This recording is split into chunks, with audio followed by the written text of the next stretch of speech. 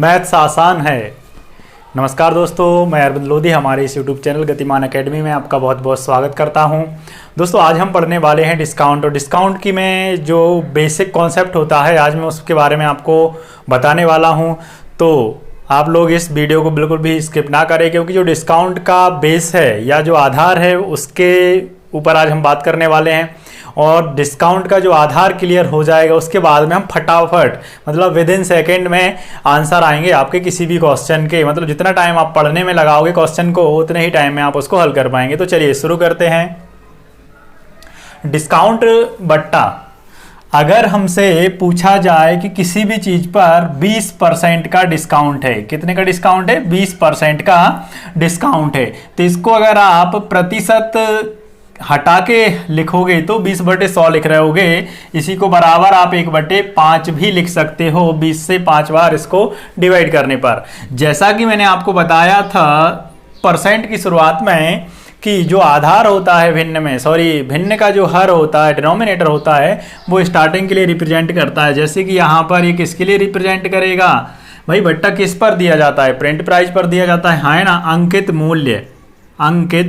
मूल्य पर दिया जाता है या फिर प्रिंट प्राइस पर बट्टा दिया जाता है। पीपी या फिर इसी को एमआरपी भी बोलते हैं कई लोग, मार्क प्राइस बोला जाता है, प्रिंट प्राइस, पीपी अंकित मूल्य। क्लियर है? तो 100 रुपये अंकित मूल्य है जिसपे 20 का डिस्काउंट दिया। डिस्काउंट कितने का दिया हुआ है? 20 का दिया हुआ है। अब 20% की भिन्न जो लिखी है हमने 1/5, 100 पे 20 का डिस्काउंट है, मतलब 100 का 20% 20 होगा। इसी तरीके से 5 अगर हम अंकित मूल्य मान लेते हैं यूनिट में तो 1 का डिस्काउंट होगा, है ना। डिस्काउंट कितने का हो जाएगा? 1 यूनिट का हो जाएगा, जो कि 5 का 1 भी कितना है? 5 का 1 भी तो 20% ही है। और आपको पता होना चाहिए कि डिस्काउंट देने के बाद क्या आएगा? सेलिंग प्राइस आएगा। सेलिंग प्राइस कितना होगा? 4 होगा, है ना। लेकिन ये 4 सेलिंग प्राइस किसके लिए? जिसने बेचा हुआ है आर्टिकल, है ना। लेकिन जिसने खरीदा है 20% डिस्काउंट के बाद, उसे 20% के डिस्काउंट के बाद मतलब 5 पे 1 के डिस्काउंट के बाद 4 में उसने वही वस्तु खरीदी। तो आप याद रखें दोस्तों, ये बात याद रखने योग्य है, क्योंकि इससे क्वेश्चन भी बनते हैं कई बार, है ना। और गलतियां हो जाती हैं छोटी छोटी चीज़ों में कि डिस्काउंट देने के बाद या डिस्काउंट मिलने के बाद, अंकित मूल्य पर डिस्काउंट मिलने के बाद जो दुकानदार होगा या जो बेचने वाला होगा डिस्काउंट देने के बाद आएगा, उसके लिए क्या? Selling price. और जो ग्राहक होगा या कस्टमर होगा उसे डिस्काउंट मिलने के बाद अंकित मूल्य पर क्या मिलेगी? कॉस्ट प्राइस मिलेगी। जैसे आप किसी भी दुकान पर कुछ परचेज करने जाते हो तो डिस्काउंट करने के बाद जो आपको रेट पड़ेगा वो आप खरीदी मूल्य कहलाएगा, क्रय मूल्य। और जो दुकानदार होगा जो आपको बेच रहा होगा उसके लिए वही कहलाएगा सेलिंग प्राइस। तो ये दोनों चीजें एक ही होती हैं। जरूरत हमारे लिए जिस हिसाब से पड़ती है हम उस हिसाब से इनको सॉल्व कर रहे होते हैं। तो ये तो थी डिस्काउंट की बात। अब कोई भी हम भिन्न लिखेंगे उसको इसी तरीके से यूज करेंगे। जो हर होगा वो होगा mark price, print price, PP, और जो अंश होगा वो होगा डिस्काउंट। और अगर ग्राहक के लिए पूछा जा रहा है तो उसके बाद डिस्काउंट घटाने के बाद क्रय मूल्य आएगा। अगर दुकानदार के लिए पूछा जा रहा है, बेचने वाले के लिए, तो वही आएगा सेलिंग प्राइस, है ना।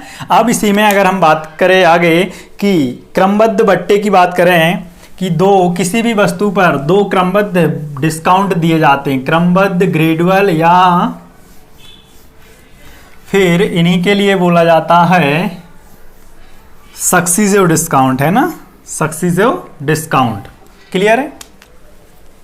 क्रमबद्ध डिस्काउंट एक है 50% का और एक है 30% का। 2 डिस्काउंट दिए जा रहे हैं। माइनस का मतलब है डिस्काउंट या घटने के लिए हम शो कर रहे हैं इस तरीके से, है ना। 50% का एक डिस्काउंट, 30% का एक। तो हम मान लेते हैं कि एमआरपी कितना है? एमआरपी कितना है? 100 है। 100 पर एक डिस्काउंट दिया गया, कितने का? 50% का। 100 का 50% कितना होगा? 50 ही होगा ना। तो कितना बचा? सेलिंग प्राइस कितना बचा हुआ है? SP1 सेलिंग प्राइस कितना बचा हुआ है? 50। फिर क्रमबद्ध डिस्काउंट। क्रमबद्ध का मतलब होता है डिस्काउंट पर डिस्काउंट या सक्सेसिव डिस्काउंट, है ना, या ग्रेजुअल डिस्काउंट भी इनके लिए बोला जाता है। क्रमबद्ध डिस्काउंट, डिस्काउंट पर डिस्काउंट। तो इस पर फिर से 30% का डिस्काउंट देंगे तो इसका 30% निकालेंगे, कितना होगा? 15 होगा। वस्तु बची कितने की? 35 की। फाइनली 100 रुपये एमआरपी की वस्तु 50% का एक डिस्काउंट और 30% के दूसरे डिस्काउंट, 2 ग्रेजुअल डिस्काउंट या क्रमबद्ध डिस्काउंट के बाद कितने में बेच दी गई? 35 में।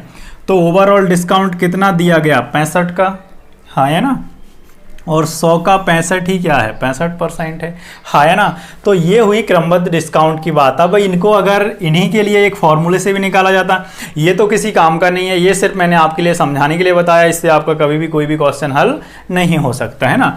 अब दो डिस्काउंटों की अगर बात कर रहे हैं तो x plus y minus x into y upon 100, यहाँ से जो दो डिस्काउंट होंगे क्रमबद्ध या ग्रेजुअल या सक्सीसिव डिस्काउंट होंगे वो सिंगल डिस्काउंट में, इक्विवेलेंट डिस्काउंट या समतुल्य डिस्काउंट में बदल जाएंगे। x मतलब 50 या y मतलब 50 लिख तो उससे कोई फर्क पड़ेगा नहीं। 50 धन 30 ऋण 50 गुणा 30 बटे में 100। अभी ये फॉर्मूले की तरह मैं आपसे यूज़ करवा रहा हूँ या मैं लिख रहा हूँ, लेकिन आप जो लोग जानते हैं, जो छात्र जानते हैं इसको पहले से, तो वो डायरेक्ट कर सकते हैं, जो नहीं जानते वो जानने लगेंगे और डायरेक्ट यूज करने लगेंगे इसका, है ना। इनको कैंसिल कर देंगे। यहाँ पर ये हो रहा है 80 में से कितना घटाना है, 15 घटाना है। जब 80 में से हम 15 घटाएंगे तो कितना आ जाएगा, 65।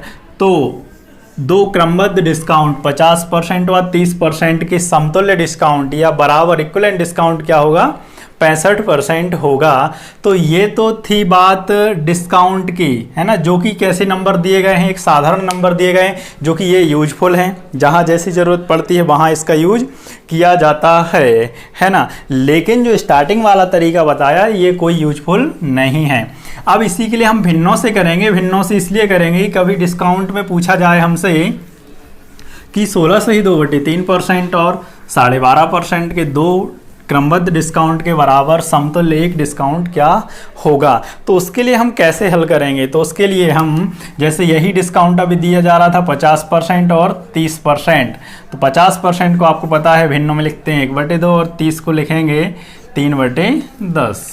ठीक है, ये दोनों क्या होंगे, प्रिंट प्राइस होंगे। ये आपको पता है दोनों क्या है, डिस्काउंट।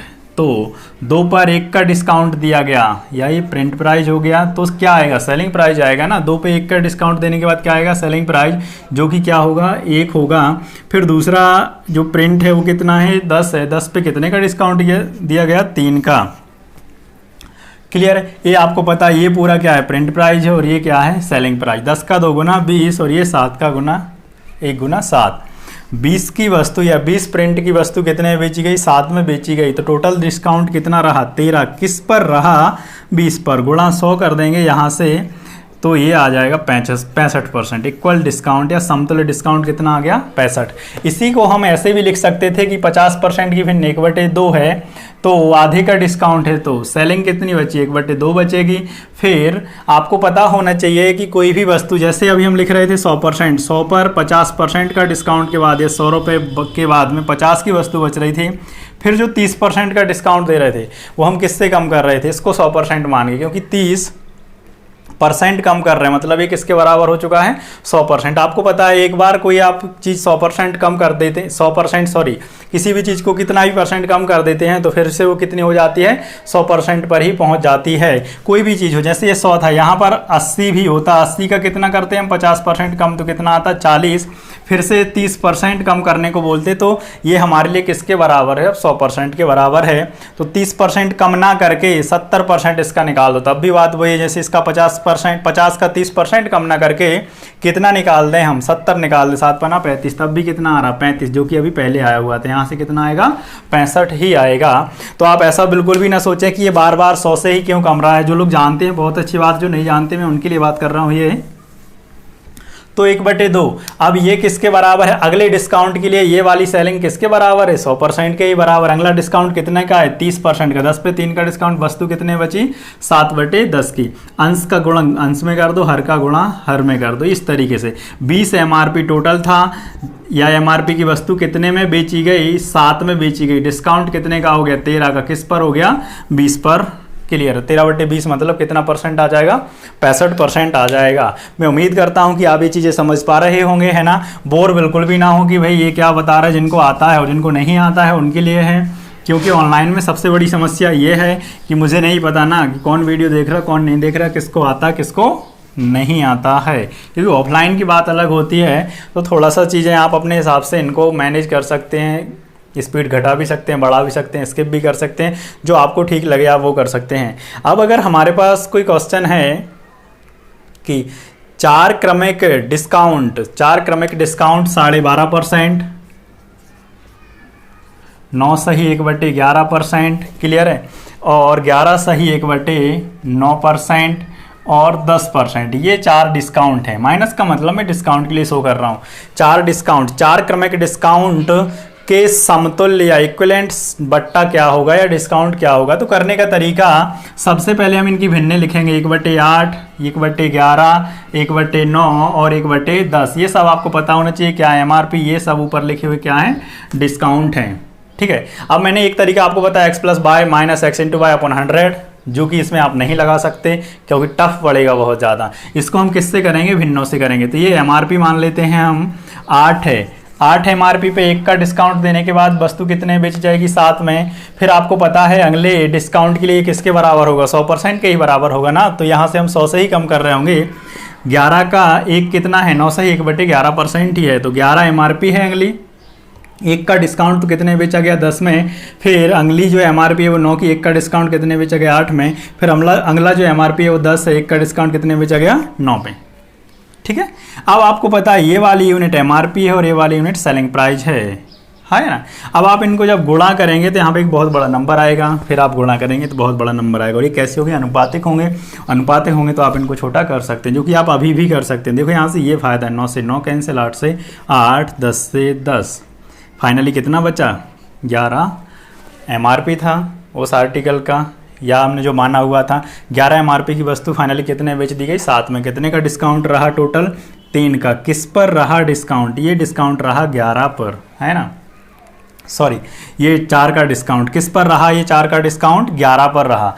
अब यहाँ ज़रूरत आपको परसेंट की है या परसेंट याद रखने की है। अब आप यहाँ पे ये नहीं करेंगे कि गुणा 100 करने लगे। अब गुणा 100 करने लगे, करने को कर सकते हो, कोई बुराई नहीं है, लेकिन समय लगेगा आपका। तो इसके लिए आप दिमाग में रखें कि 1/11, 9 सही 1/11 बराबर होती है भिन्न 1/11, है ना। ये लिखा हुआ है 4/11, तो 1/11 का ये कितना गुना लिखा हुआ है, 4/11। तो 9 सही 1/11 का 4/11 के करने के लिए कितना गुना करना पड़ेगा आपको, 4 गुना करना पड़ेगा। तो 9 का 4 गुना कितना होगा, 36, 4 गुना इधर 4/11, लीजिए हो गया। तो ये मैंने आपके लिए परसेंट की सेकंड क्लास में बता रखा था, या फर्स्ट में भी मैंने बहुत सी चीज़ें बताई थी और मैंने छोड़ दिया था कि आप इनको करें। तो आपको इस लेवल पे परसेंट को समझना है। ये तो बात हुई ऐसे टेबल बना के, ज़रूरत बिल्कुल है। सबसे ज़्यादा आपके लिए हेल्पफुल यही होने वाली है, सबसे ज़्यादा ये, क्योंकि टफ परसेंट जो इसी से सॉल्व होंगे।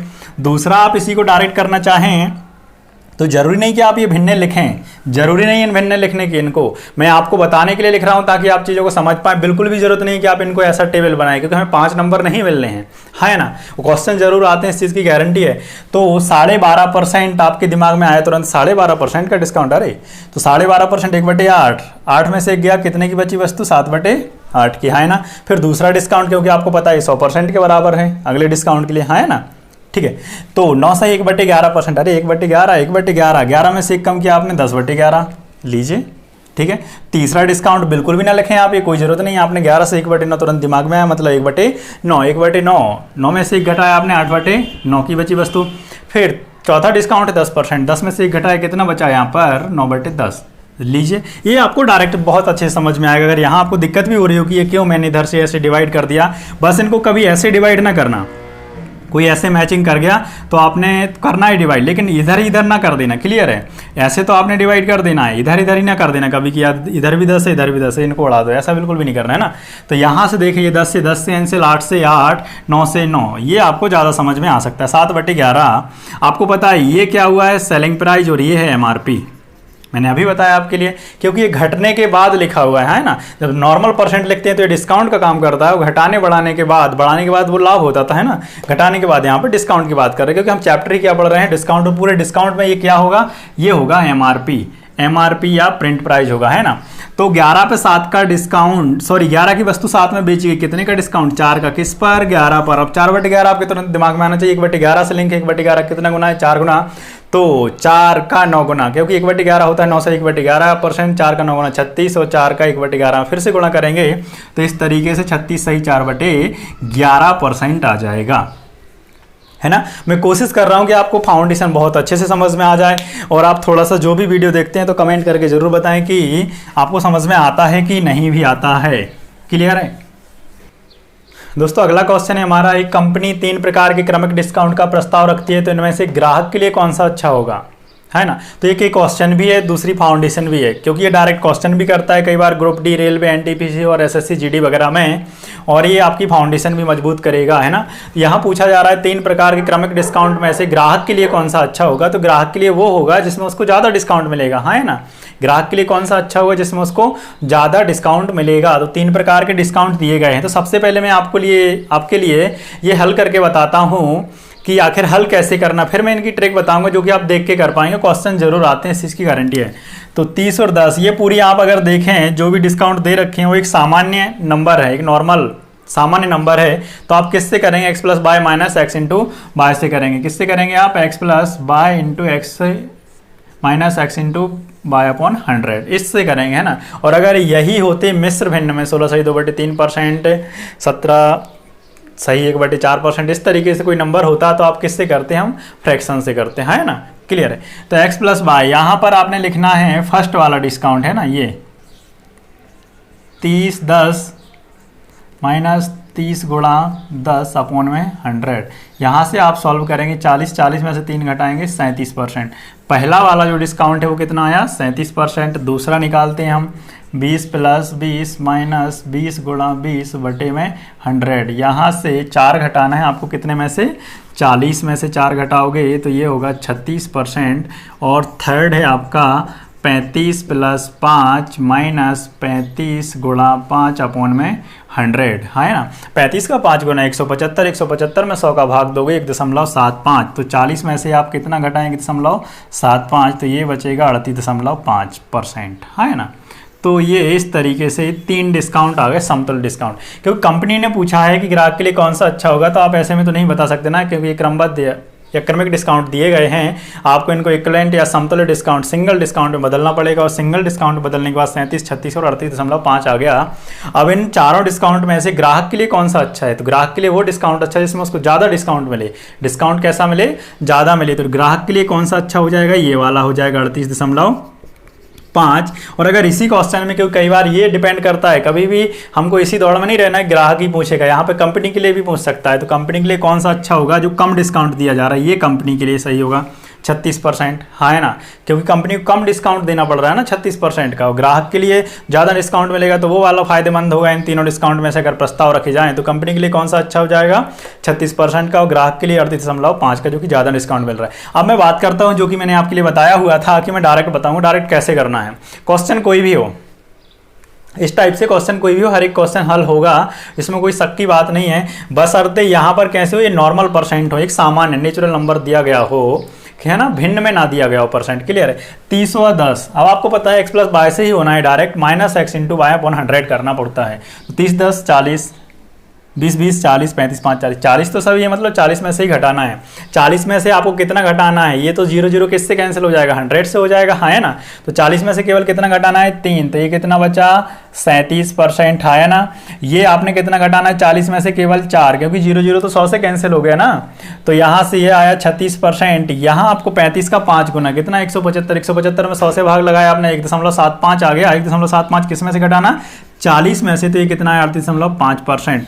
तो लीजिए, जो मैंने आपको इतनी देर में हल करके बताया वो इस तरीके से हल हो गया। अब ये तो थी जब सामान्य परसेंट हो, है ना, एक फ्रैक्शन में परसेंट ना दिया गया हो तब की बात। अगर यहाँ पर कोई फ्रैक्शन भी आ जाता है तब कोई इशू नहीं। जो पिछली टेबल मैंने बताई है वो बहुत ज़्यादा कारगर है, वो सीआई में भी लगती है, एसआई में, हर जगह आप उसको लगा सकते हो। परसेंट में हमने लगाई हुई है, लाभ हानि में भी लगा सकते हैं, हर जगह लगा सकते हो। क्लियर है। तो एक वो भी क्वेश्चन हम देखते हैं कि जो अगर यहाँ पर भिन्नों में परसेंट आ गया तब उसको हम कैसे कर रहे होंगे। तो इसी पैटर्न पर अगला क्वेश्चन है हमारा, एक कंपनी 3 प्रकार के क्रमिक डिस्काउंट का प्रस्ताव रखती है, तो इनमें से ग्राहक के लिए कौन सा अच्छा होगा। ये क्वेश्चन एग्जाम में आया हुआ क्वेश्चन है। देखें यहाँ पर कई बार क्या होता है कि हमें कोई चीज़ आने लगती है, हम सीख जाते हैं, तो हम उसी में भिड़ जाते हैं डायरेक्ट, बिल्कुल यार हमको तो हल करना आता है। इसमें हमसे ये पूछा जा रहा है ग्राहक के लिए कौन सा अच्छा होगा। तो ग्राहक के लिए जो अच्छा होगा, भले ये इससे सॉल्व नहीं हो रहा है, x plus y minus x into y upon 100 से, लेकिन इसकी तर्ज पे हम करके जरूर देख सकते हैं। बाकी इसको हम करेंगे तो टेबल से ही। तो यहाँ पर 11 सही 1/9%, केवल 11 और 25 ऐड करके देखें आप तो ये लगभग कितना हो रहा है, 36 हो रहा है ना, 36 से ही ज़्यादा है ना। और यहाँ 16 और 20 ऐड करके देखें तो कितना बनेगा, ये भी 36 ही बन रहा है, 36 से ज़्यादा ही हो रहा है। क्लियर है थोड़ा बहुत। और ये हो रहा है 30 और 9 39, 30 और 9 39, एक और 39 से ही ज़्यादा हो रहा है। तो यहाँ पर 39 में से इन्हीं का गुणनफल बस घटना है ना। और यहाँ पर 36 में से इन्हीं का गुणनफल, यहाँ पर 36 में से इन्हीं का गुणनफल।